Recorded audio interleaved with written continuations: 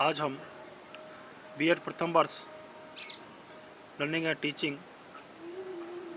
Paper के अंतर्गत gardener का बहुबुद्धि सिद्धांत के बारे में अध्ययन करेंगे। बुद्धि के स्वरूप को जानने के लिए अनेक मनोवैज्ञानिकों ने अनेकों प्रयोग और अनुसंधानों के आधार पर बुद्धि के सिद्धांतों का प्रतिपादन किया। थांडाइक ने 3 प्रकार की बुद्धि बताई, जबकि थर्स्टन ने 7 और केली के बुद्धि के 9 कारकों का उल्लेख किया। प्राय यह देखा गया है कि दुर्घटनाग्रस्त होने पर मस्तिष्क के कुछ हिस्से काम करना कम कर देते हैं, जबकि कुछ हिस्से नष्ट हो जाते हैं। उसे इस बात को इंगित करता है कि बुद्धि के कई भाग होते हैं। इसके अतिरिक्त यह भी देखा गया है कि अलग अलग व्यक्तियों में अलग अलग तरह की मानसिक क्षमताएं पाई जाती हैं। महान गणितज्ञ रामानुजन इस सिद्धांत के सटीक उदाहरण हैं, जो गणित में असाधारण योग्यता के धनी थे, लेकिन इंटर की परीक्षा में अन्य विषयों में अनुत्तीर्ण हो गए थे। बुद्धि के बहुपहलुओं का विस्तार से अध्ययन करने में हार्वर्ड गार्डनर ने सराहनीय कार्य किया और न्यूरो मनोविज्ञान के क्षेत्र में किए गए अनुसंधानों के आधार पर 1983 में एक नए बहुबुद्धि सिद्धांत का प्रतिपादन हुआ। उन्होंने अपनी पुस्तक frames of mind the theory of multiple intelligence में 7 प्रकार की बुद्धि का उल्लेख किया है। उनके अनुसार बुद्धि के 7 कारकों पूर्णतः आनुवांशिक नहीं होते हैं, बल्कि ये उचित सामाजिक और भौतिक वातावरण एवं किसी विशेष प्रकार के प्रशिक्षण द्वारा विकसित किए जा सकते हैं। इस सिद्धांत में गार्डनर ने यह भी स्पष्ट किया कि बुद्धि का स्वरूप एकांकी न होकर बहुकारकीय होता है। उनके इस सिद्धांत का आधार उनके द्वारा न्यूरो मनोविज्ञान और मनोवित्तीय विधियों के क्षेत्र में किए गए शोध हैं। इस सिद्धांत में स्पष्टतः उस कठोर कसौटियों पर भी बल डाला गया है जिसके आधार पर यह कहा जा सकता है कि विशेष क्षमता एक अलग बुद्धि है या नहीं। अब हम जानते हैं गार्डनर द्वारा बताई गई 7 प्रकार की बुद्धियां, और बाद में इस प्रकार से उनकी 10 प्रकार की बुद्धियों का हम यहाँ पर अध्ययन करेंगे। एक 1992 में और एक सन 2000 में उन्होंने बुद्धि का उल्लेख किया था। तो जानते हैं हम सबसे पहले भाषाई बुद्धि का। इस बुद्धि के द्वारा व्यक्ति अपने विचारों की भाषा को वाक्पटुता से व्यक्त करने की योग्यता प्राप्त करता है। जिस व्यक्ति में ये बुद्धि होती है उसकी बोध क्षमता और सीखने की क्षमता अन्य लोगों की अपेक्षा अधिक होती है। उसका शब्दावली पर अधिकार होता है एवं वह शब्दों में संबंध स्थापित करने में दक्ष होता है। अच्छे शिक्षक, अधिवक्ता, लेखक, कवि, पत्रकार, वक्ता, नेताओं में भाषाई बुद्धि अधिक होती है। तार्किक गणितीय बुद्धि। यह बुद्धि व्यक्ति की तर्क शक्ति, विश्लेषण क्षमता और गणित की समस्याओं के हल करने में परिलक्षित होती है।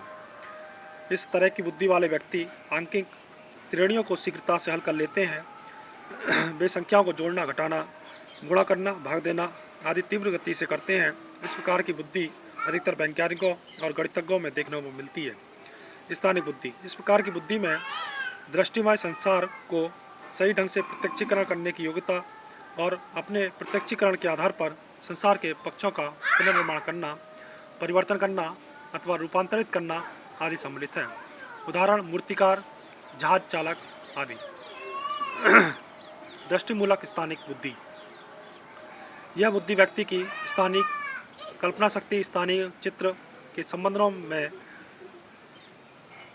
स्थापित करने और प्रत्ययों का निर्माण करने के दक्षता के रूप में जानी जाती है। इस प्रकार के व्यक्ति स्थानों के रास्ते याद रखने, वस्तुओं और मशीनों की संरचना समझने और यांत्रिक कौशलों में बड़े निपुण होते हैं।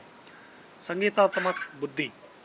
यह बुद्धि संगीत से संबंधित लय, ताल और गायन के उतार चढ़ाव के प्रति संवेदनशीलता की क्षमता के द्वारा जानी जाती है।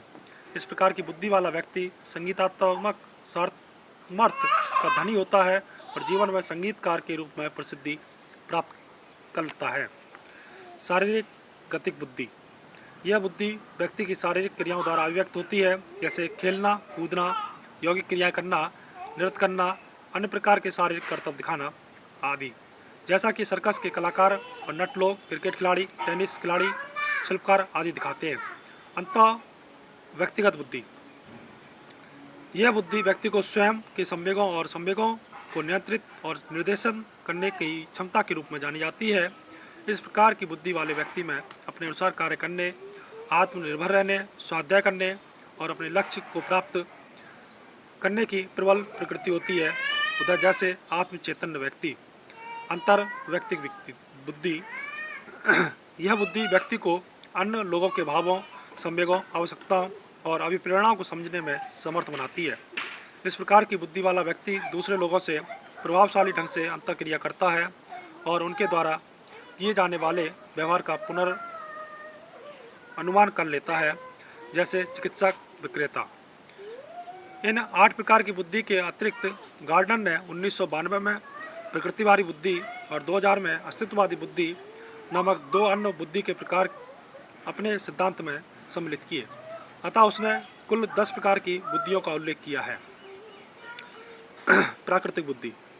प्रकृतिवादी बुद्धि से तात्पर्य व्यक्ति की उस क्षमता से है जो प्रकृति में पाए जाने वाले पैटर्न का बारीकी से निरीक्षण करके उसकी ठीक ठीक पहचान करने में सहायता करती है। इस बुद्धि का उपयोग कृषि, जीव विज्ञान, वनस्पति विज्ञान के क्षेत्र में संबंधित रहस्यों को उजागर करने में अधिक होता है। जिन व्यक्तियों में इस प्रकार की बुद्धि अधिक होती है वे सफल किसान, जैव वैज्ञानिक और वनस्पति विज्ञान विशेषज्ञ बनते हैं। अस्तित्ववादी बुद्धि।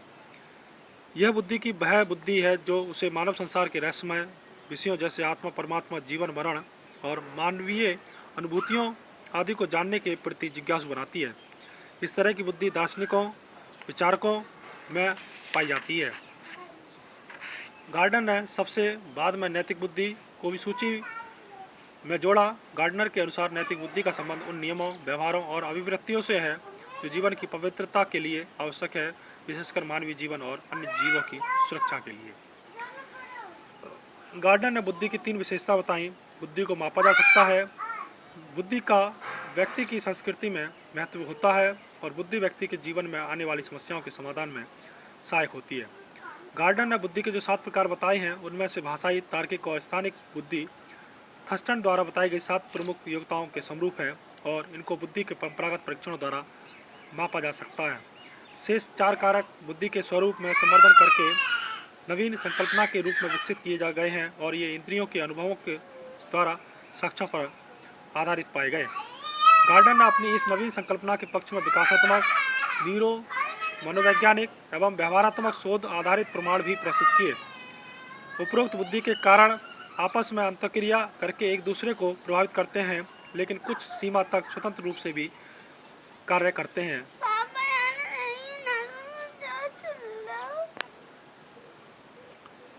गार्डनर ने यह स्पष्ट किया है कि प्रत्येक सामान्य व्यक्ति में उपरोक्त 8 प्रकार की बुद्धि होती है, परंतु कुछ विशेष कारणों जैसे आनुवंशिकता या प्रशिक्षण के कारण किसी व्यक्ति में कोई बुद्धि अधिक विकसित हो जाती है।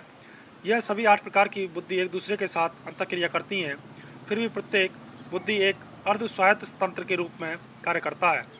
मस्तिष्क में प्रत्येक बुद्धि अपने अपने नियमों और कार्यविधियों द्वारा संचालित होती है। अगर किसी प्रकार से मस्तिष्क की क्षति व्यक्ति में हो जाने से एक तरह की बुद्धि क्षतिग्रस्त हो जाती है तो इसका प्रभाव दूसरे तरह की बुद्धि पर नहीं पड़ता है। गार्डनर के इस सिद्धांत का एक प्रमुख आशय यह है कि इससे इस विशेष तथ्य की व्याख्या करने में मदद मिलती है कि क्यों कुछ लोग जिनका कॉलेज में शैक्षिक रिकॉर्ड काफ़ी प्रखर और श्रेष्ठ था, बाद की ज़िंदगी में उन्हें सफलता और हाथ लगी, और क्यों वैसे लोग जिनका कॉलेज का शैक्षिक रिकॉर्ड काफ़ी मंद और घटिया रहा, बाद की ज़िंदगी में उन्हें काफ़ी सफलता मिल गई। इसका स्पष्ट कारण यह है कि पहले तरह के व्यक्ति में व्यक्तिगत बुद्धि की कमी थी, परंतु दूसरे तरह के व्यक्ति में व्यक्तिगत बुद्धि की अधिकता थी। तो ये था गार्डनर का बहुबुद्धि सिद्धांत। धन्यवाद।